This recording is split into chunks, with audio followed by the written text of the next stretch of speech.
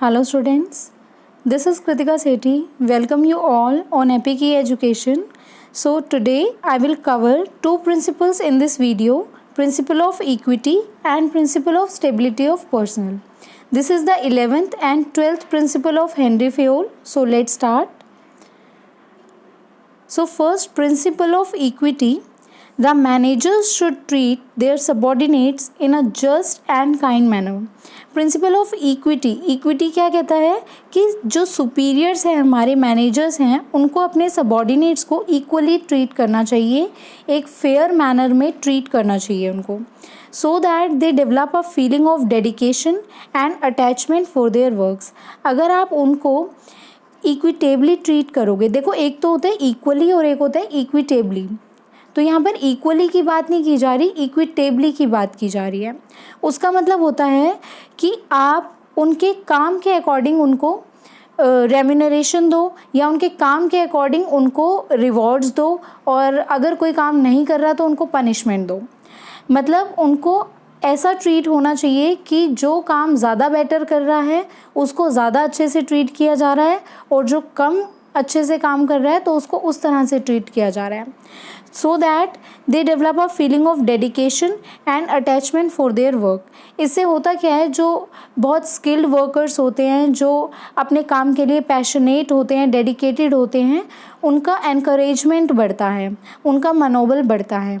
So manager should treat their subordinates in a just and kind manner so that they develop a feeling of dedication and attachment for their work. All the employees should be treated equally and impartially. सबको हमें कैसे treat करना है? impartially treat करना है, किसी से भेदभाव नहीं करना. For example, a laborer completes 10 units of a goods in a day. देखिए, there are two workers A and B. ए कितनी यूनिट्स बना रहा है? 10 यूनिट्स पर डे बना रहा है, एंड बी कितनी यूनिट्स बना रहा है? 8 यूनिट्स पर डे बना रहा है. तो इसका मतलब ये है कि अगर आप उनको सेम रेम्यूनरेशन दे रहे हो, इक्वल रेम्यूनरेशन दे रहे हो, इसका मतलब यहाँ पर इक्वालिटी नहीं है. This violets the principle of equality.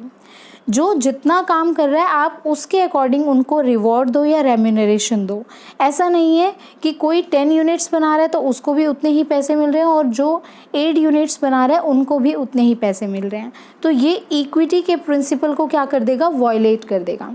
देखो, आपको उनको ट्रीटमेंट तो सेम देना है, लेकिन उनको जो रेम्यूनरेशन देनी है, रिवॉर्ड्स देने हैं, वो उनके काम के बेसिस पे देने हैं.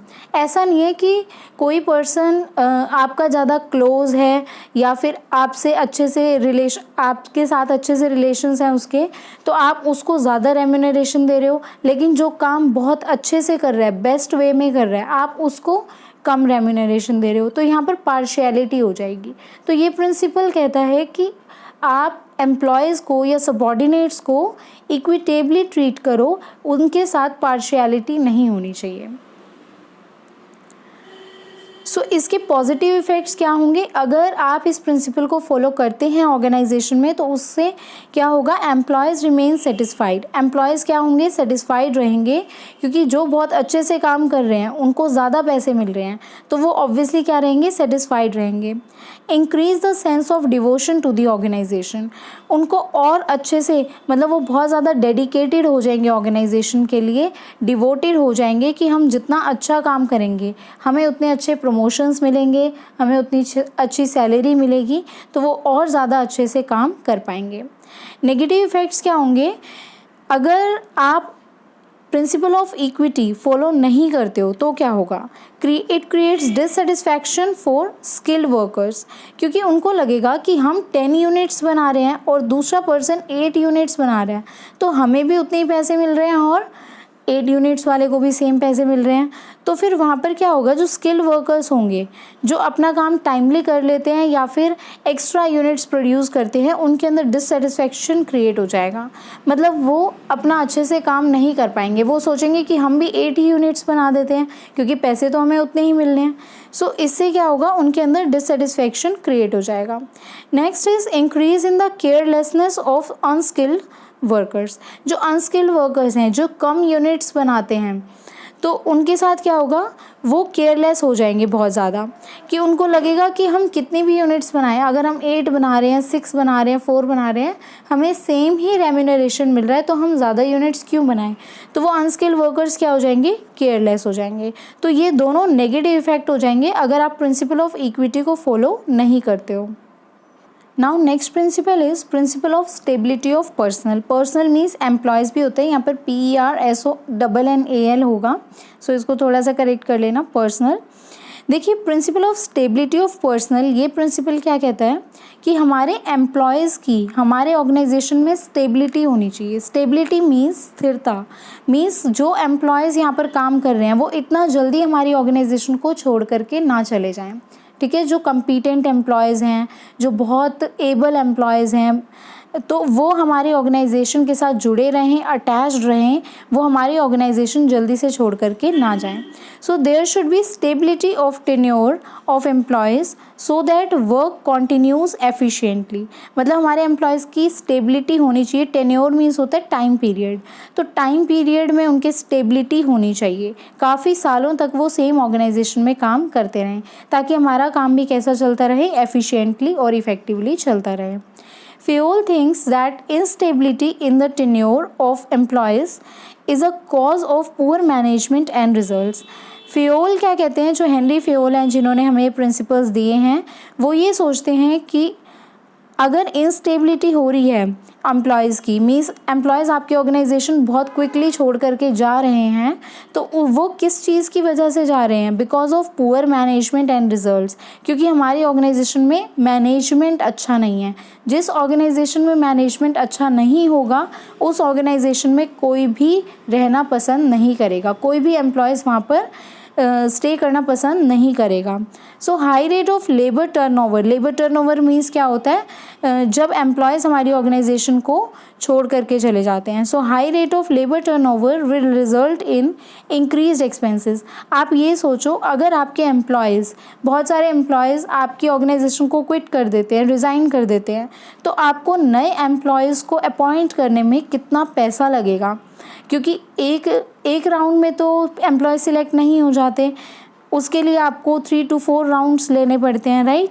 तो उसके लिए आपको जगह जगह जाना भी पड़ता है, या फिर आपको एडवर्टीज़मेंट निकालनी पड़ती है, तो उसके लिए भी काफ़ी एक्सपेंसेस हो जाते हैं। So high rate of labour turnover will result in increased expenses because of selecting them again and again. अगर आप बार बार एम्प्लॉयज़ ही चेंज करते रहोगे, एम्प्लॉयज़ को ही सिलेक्ट करते रहोगे, तो टाइम देखो कितना वेस्ट हो जाएगा, ठीक है ना। प्रोडक्शन उतने टाइम के लिए रुक जाएगा, वर्क जो है हमारे ऑर्गेनाइजेशन का वो स्टॉप हो जाएगा, उस टाइम वेस्टेज से भी हमारा बहुत ज़्यादा लॉस हो जाएगा। तो इसीलिए हमें अपने एम्प्लॉयज़ को स्टेबल रखना चाहिए, उनको अच्छी मैनेजमेंट प्रोवाइड करनी चाहिए, ताकि वो हमारी ऑर्गेनाइजेशन से जुड़े रहें। सो इसके पॉजिटिव इफ़ेक्ट्स क्या होंगे, अगर आप स्टेबिलिटी ऑफ पर्सनल का प्रिंसिपल फॉलो करते हो तो उसके पॉजिटिव इफ़ेक्ट्स क्या होंगे, increase in confidence of employees, क्योंकि उनको पता है कि उनके पास जॉब सिक्योरिटी है, क्योंकि उनको पता है कि हम यहाँ पर अपनी ऑर्गेनाइजेशन में स्टेबल हैं, we are attached to this organisation, तो उनका कॉन्फिडेंस अपने आप क्या हो जाएगा, इंक्रीज़ हो जाएगा। Increase in reputation of the company, देखिए रेपुटेशन होता है इमेज, कंपनी की इमेज कब अच्छी बनती है, जब उसके ऑर्गेनाइजेशन बहुत सालों से उसी ऑर्गेनाइजेशन में काम कर रहे हैं। अगर किसी कंपनी में ऑर्गेनाइजेशन एम्प्लॉयज़ बार बार छोड़ करके चले जाते हैं कंपनी को, तो उसकी इमेज जो है वो अच्छी नहीं बन पाती है, बिकॉज एम्प्लॉयज़ को भी पता है यहाँ पर ज़्यादा टाइम जो है वो हमें काम नहीं करना है। वो पहले से ही इस माइंडसेट से आते हैं कि कुछ टाइम हम यहाँ पर काम करेंगे, एक्सपीरियंस लेंगे और चले जाएंगे। तो ये चीज़ नहीं होनी चाहिए, इससे कंपनी की रेपुटेशन जो है वो ख़राब होती है। नेगेटिव इफ़ेक्ट्स क्या हैं, if you do not follow this principle then an atmosphere of disbelief for the employees को बिलीव ही नहीं रहेगा ऑर्गेनाइजेशन में, उनको पता है कि ये हमारे बारे में नहीं सोचते हैं, ठीक है, हमारे यहाँ पर मैनेजमेंट अच्छी नहीं है, तो उनका जो बिलीव है ऑर्गेनाइजेशन के अंदर वो ख़त्म हो जाएगा। Next is decline in reputation of company, ये जस्ट अपोजिट है उसका जो हमने ऊपर पढ़ा है इंक्रीज इन रेपुटेशन का। अगर स्टेबिलिटी नहीं रहती है तो ऑर्गेनाइजेशन की इमेज जो है, रेपुटेशन जो है वो पूरी तरह से ख़राब हो जाती है, क्योंकि एम्प्लॉयज़ को भी पता है कि यहाँ पर जो है वो एम्प्लॉयज़ ज़्यादा टाइम टिकते नहीं हैं, यहाँ पर एम्प्लॉयज़ ज़्यादा टाइम काम करते ही नहीं हैं, कुछ टाइम एक्सपीरियंस लेकर के चले जाते हैं। तो यहाँ पर कंपनी की रेपुटेशन पे बहुत नेगेटिव इफ़ेक्ट पड़ता है। सो आज हमने 2 प्रिंसिपल्स कवर किए हैं, principle of equity and principle of stability of personal. I hope आपको ये पूरा टॉपिक समझ आया होगा। सो अगर आपको वीडियो पसंद आई है so please hit the like button and stay touch with us. Thank you so much.